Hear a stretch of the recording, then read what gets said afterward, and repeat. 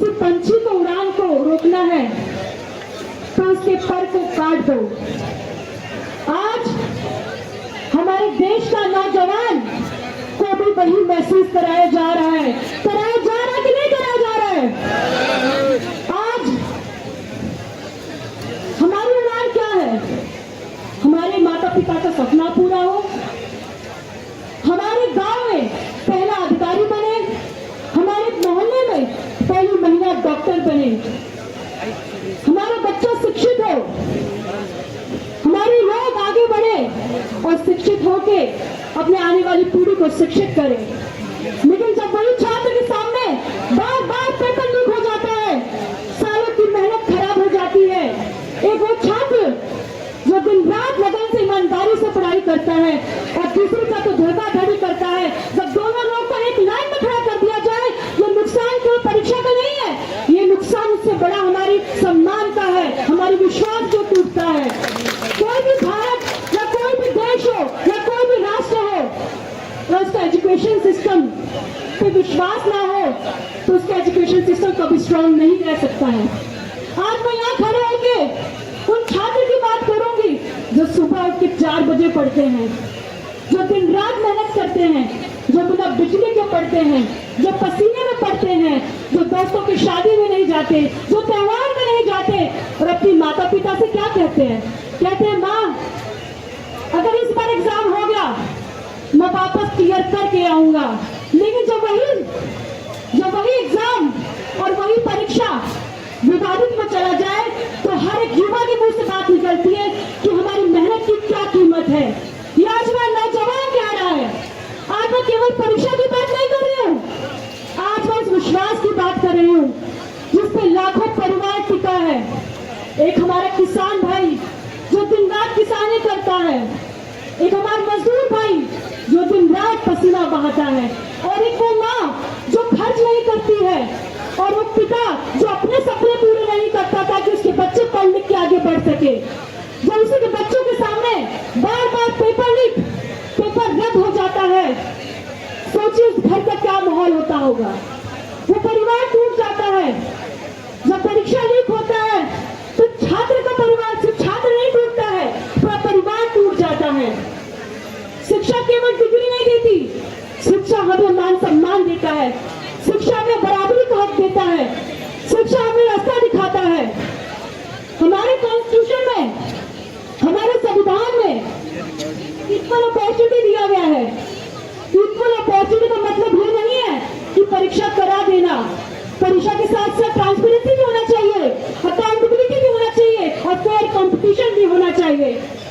आज मैं यहाँ खड़ी हूँ, लाखों युवाओं की आवाज आ रही है मेरे कानों तक कि हमें विशेष सुविधा नहीं चाहिए, हमें निष्पक्ष हमें अफसर चाहिए। वो निष्पक्ष अफसर हमें नहीं मिल रहा है। सरकार आएगी, सरकार जाएगी, कुर्सी सरकार कभी एक व्यक्ति की नहीं हो सकती। अगर इस देश में कुछ परमानेंट है तो जनता और युवा है, और जो सरकार लगातार आपके सपनों को कुचलने का काम कर रही है, जनता हिसाब किताब लेगी इनका। मैं आपके बीच में खड़ी हूँ, मैं कहूंगी ताज और तख्त सदा किसी के नहीं रहते, वक्त फैसला कभी जैसे नहीं होते।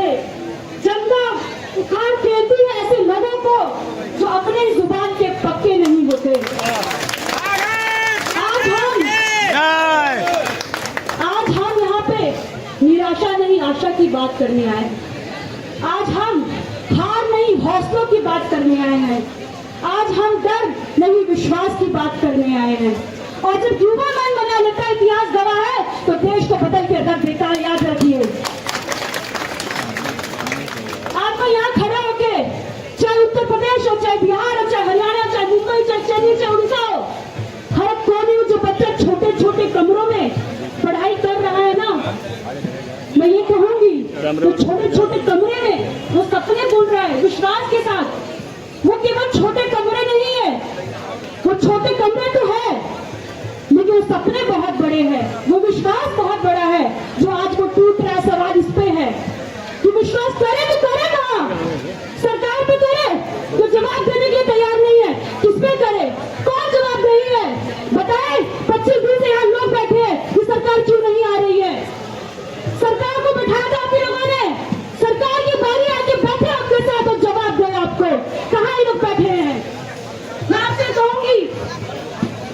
सोनम वांगचुक जी, मैं आपको प्रणाम करती हूँ, आपके पैर छूती हूँ यहीं से कि आपने अपना जीवन दूसरों के लिए दिया है।